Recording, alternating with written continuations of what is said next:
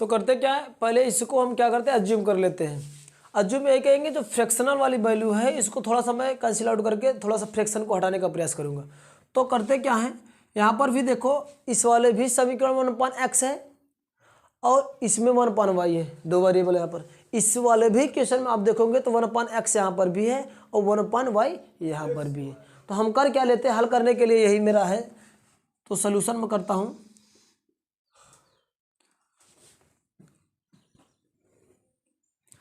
इसको सॉल्व कर लेते हैं। कल क्या आते हैं, माना यहाँ पर मैं मान लेता एज्यूम करता हूँ कि 1/x इज इक्वल टू कोई दूसरी क्वांटिटी में मान लेता हूँ क्या, u ना 1/x, और दूसरा 1/y इज इक्वल टू क्या मान लेता हूँ, v मान लेता हूँ।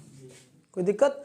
अब जहाँ जहाँ पर 1/x, इसको थोड़ा सा मैं सेपरेट कर देता हूँ। पहले क्वेश्चन को कैसे कर सकता हूँ, 1/2 इंटू 1/x लिख ही सकता हूँ, 1/2 इंटू 1/x, क्योंकि दोनों का मल्टीप्लिकेशन, तो मल्टीप्लिकेशन करोगे तो 1 का 1 मल्टीप्लिकेशन हो जाता है और 2 में x का मल्टीप्लिकेशन हो जाता है ना। प्लस इसको भी ऐसे कर लो, 1/3 into 1/y is equal to 2। अब यहाँ पर वैल्यू मैं पुटअप कर दे रहा हूँ जो मान कर रखा हूँ।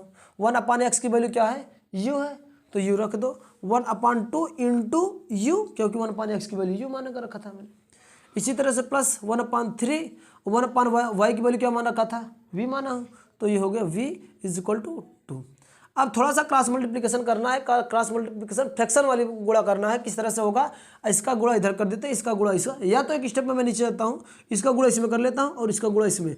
तो u का गुणा 1 में करोगे तो u/2 हो जाएगा प्लस v/3 हो जाएगा बराबर 2 के होगा।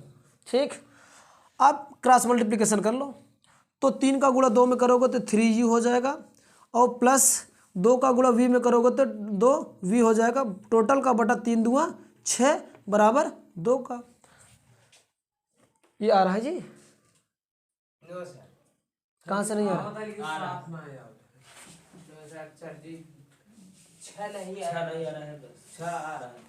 चलो ये हुआ।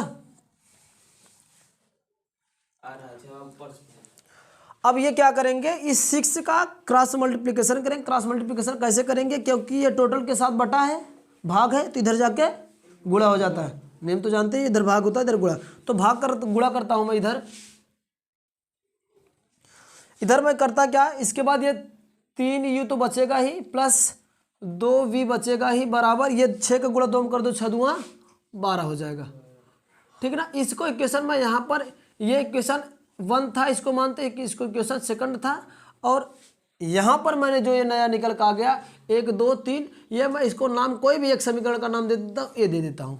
ठीक ना, बात समझ में, कुछ भी नाम दे सकते हो। पहले वाले को जब अज्यूम जो वैल्यू किया था 1/x बराबर u और 1/y इक्वल टू v माना था, तो जब यहाँ पर वैल्यू मैंने पुटअप किया तो थोड़ा सा क्रॉस मल्टीप्लिकेशन ऐसे गुणन किया तो वैल्यू मुझे एक निकल के आ गई 3u + 2v बराबर 12 का। ठीक है ना। अब इसी तरह से ये वाला दूसरे क्वेश्चन को सॉल्व करता हूँ। 3 इंटू 1/x लिख सकता हूँ, 1/3x को 1/3 इंटू 1/x लिख सकता हूँ, प्लस 1/2y को लिख सकता हूँ 1/2 इंटू 1/y बराबर 13/6 लिख ही सकता हूँ। अब 1/x की वैल्यू हमें क्या मान कर रखे हैं, u, तो 1/3 इंटू u प्लस 1/2 और 1/y की वैल्यू क्या मान कर रखा हूँ, v, तो v इज इक्वल टू 13/6। अब मैंने क्या किया, इसका u का गुणा इसमें कर दो, यानी u/3 हो जाएगा प्लस v/2 हो जाएगा। ठीक, बराबर 13/6 हो जाएगा। ओके, चलो थोड़ा सॉल्व कर लो। क्रॉस मल्टीप्लिकेशन एज इसके जैसे ही गुणा करना है, गुणा कर लो, 2u और इसका गुणा कर दोगे 3b हो जाएगा, अपान 3 दूआ 6, यानी 13/6 आ जाएगा। देखना, जब बटा में बटा कोई चीज़ है तो अपने आप कैंसिल आउट हो गया। बटे में बटा कोई चीज़ है, जैसे इक्वल में है, इक्वल में है, अगर दोनों साइड बटे में क्वेश्चन है मल्टीप्लिकेशन फॉर्म में तो वैल्यू कैंसिल आउट हो जाती है। ये 6 से ये 6 से कैंसिल आउट हो जाएगा, तो बस क्या गया आपका 2u + 3v is equal to 13। ये इक्वेशन आप ये माने थे, इसको क्या मैं मान ले रहा हूँ, कोई बी नाम दे रहा हूँ। ठीक ना, यहाँ तक तो बात समझ में आई होगी। अब हमें इक्वेशन एक मिल गया, ये 3u + 2v is equal to 12, और दूसरा मिल गया मुझे 2u + 3v is equal to 13। अब इन्हीं दोनों के माध्यम से आपको u और v की वैल्यू सबसे पहले फाइंड करनी होगी, u और v की। तो u अब हम क्या करते हैं, यहाँ पर मैं लिख देता हूँ समीकरण एक, यहाँ पर मैं लिखता हूँ 3u + 2v = 12, ये कोई इक्वेशन ए था, ठीक ना। अब करते क्या, इन दोनों को माध्यम से मैं इन्हीं की मदद से क्वेश्चन करना। देखो 3 मेथड होते हैं, मैंने बताया था कि जब इस तरह से 2 वेरिएबल में लीनियर क्वेश्चन मिलता है तो 3 मेथड मिलते थे सॉल्व करने के, जो 3 नियम बताए गए। पहला क्या था, प्रतिस्थापन, विस्थापन और एक बीजगणित गुणनफल, ठीक ना।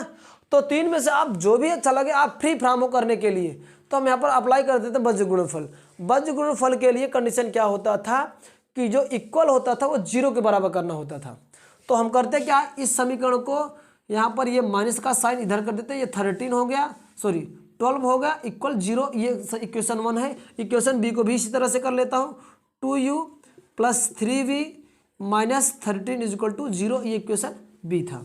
यही है, थोड़ा सा इसको अरेंजमेंट करके 0 के बराबर कर। अब होता क्या था, बीजगणित गुणनफल में सॉल्व करने के लिए u वाला बटे u बटे ये पूरा का पूरा ऐसे ढक लिया जाता था, यानी b2 × c2, sorry b1 c2, यहाँ पर v है तो v है, तो इसका मल्टीप्लिकेशन, मैंने ऐसे एरो लगा दे रहा हूँ फिर से, इसका गुणा इसमें होगा, फिर इसका गुणा इसमें होगा, ठीक है ना। तो चलो 2 का गुणा -3 में कर दो, 2 × -13, फिर बीच में साइन होता है माइनस का, फिर क्या होता है, इसका गुणा इसमें कर दो, 3 × -12, ये 1 हो गया। दूसरे बार ये एक बार, पहले बार u होता है, दूसरे बार दूसरा वाला जो वेरिएबल होता है v है, तो v अपॉन, फिर क्या होता है, ये वाला इसको हटाते हैं, ये -12 था ना यहाँ पर, तो इसको करें। अब इसके बाद क्या होगा, ये वाला पूरा ढकेगा, इसका मल्टीप्लिकेशन इसमें होगा, यानी 13 × -3, फिर -2 × -12। अब ये होगा कोफिशिएंट वाला टर्म होगा क्या, ये वाला पूरा ढकेगा, ये होगा 3 × 3 -2 × 2, ये वेरिएबल इतना आ गया। जब यहाँ तक ये मिल गया तो मैं बताया था कि इसको कोफिशिएंट के साथ लेकर सॉल्व करो तो 1 की वैल्यू आएगी, फिर इसको इसके साथ लेकर सॉल्व करोगे तो 1 वैल्यू कोई आएगी। तो इसको मैं सॉल्व लेकर करता हूँ, यहाँ पर करता हूँ। चलो u अपॉन 2 × -13 -3 × -12 इक्वल 1/3 × 3 -2 × 2। सॉल्व कर लो इसी को थोड़ा। u अपॉन 13 में 2 का मल्टीप्लिकेशन 13 दूँगा 26, तो माइनस का 26 ये आ गया, माइनस और माइनस क्या होगा, प्लस होगा, और 12 × 36 ये आ गया। इसको सॉल्व कर लो, 3 × 9, 2 दूँगा 4, तो इसको सॉल्व कर लो। u अपॉन 36 में से 26 को घटाओ, यानी 0 हो जाएगा और 1 हो जाएगा। इधर का घटा लो, 1/9 में से 4 गया तो 5 हो जाएगा। मैंने बताया था नीचे में मल्टीप्लिकेशन फॉर्म होता है तो कट जाता है, तो 5 × 1 = 5 और 5 दूँगा 10, 2 का गुणा इधर कर दोगे तो क्या हो जाएगा, u = 2, क्योंकि 1 है ना ऊपर, तो u = 2 आ गया। अब यही वैल्यू आप चाहे जिस इक्वेशन में, चाहे इसमें, चाहे कहीं पर इधर रख देते तो आ जाता है, लेकिन मुझे बीजगणित गुणनफल निकालना है। दूसरा वाला टर्म लेते हैं, ये वाला, देयरफॉर होगा क्या, v upon 3 × -13 -2 × -12 equal 1/3 × 3 -2 × 2 as you as वाला, क्योंकि इसको एक बार इसके साथ लेकर सॉल्व किए थे, अब इसको इसके साथ लेकर सॉल्व करेंगे, तो वैल्यू क्या मेरी आएगी, v अपॉन 13 में जो है कि 3 का गुणा करो, 13 × 39 हो गया, ये माइनस माइनस का हो गया प्लस हो गया, और 12 दूँगा 24 हो गया, बराबर इसको वाला तो सॉल्व कर दिए थे, कितना आया था 1/5। मैं इसकी वैल्यू डायरेक्ट यहाँ से लिख देता हूँ, यहाँ से, ठीक ना, 1/5 आ गया। फिर क्या होगा, इसको घटा दो, माइनस हो गया था, ये उत्तर माइनस में था। चलो 39 में से 24 को घटाओ,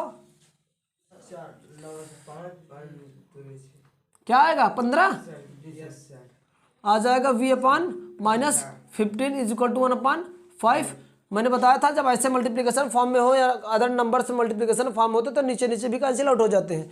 तो 5 एक का 5 तियाँ 15, तो ये होगा इधर से, ये -3 इधर बचे, 3 का गुणा 1 में होगा तो -3 हो जाएगा। तो v बराबर क्या हो जाएगा, -3। शायद यहाँ तक समझ में आई होगी। अब करना क्या, मैं कुछ अज्यूम करके रखा था कि x बराबर क्या था, पहले से मान के रखा था कि x बराबर क्या था, u बराबर 1/x था। तो इस वाले क्वेश्चन के लिए मैं यहाँ पर इसको इसके और ये यहीं पर इसको मैं यहीं पर थोड़ा सॉल्व कर देता हूँ, क्योंकि सॉल्व करना है नहीं। x बराबर u बराबर क्या माने थे हम लोग, 1/x। तो इस v के जगह पर यहाँ पर मैं सॉल्व कर देता हूँ। v के जगह पर क्या रखेंगे, 1/x। तो u बराबर हम लोग माने थे क्या, 1/x बराबर कितना आया है, 2, क्योंकि u बराबर 1/x माने थे। अब ये u से मुझे मतलब नहीं, क्योंकि मुझे x की वैल्यू निकालना है। तो 1/x बराबर आ गया है आपका 2 आ गया है, क्योंकि 1/x की वैल्यू मुझे नहीं ज्ञात करना है, मुझे x की वैल्यू ज्ञात करना है।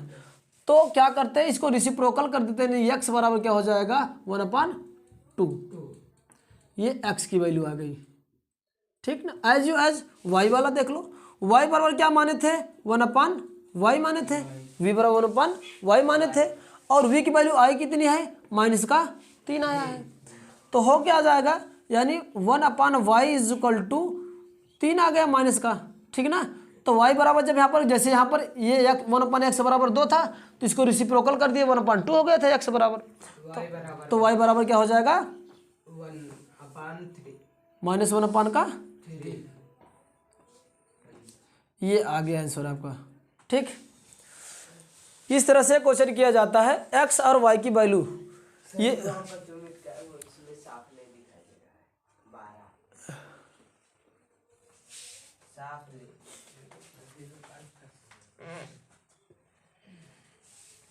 ठीक है ना।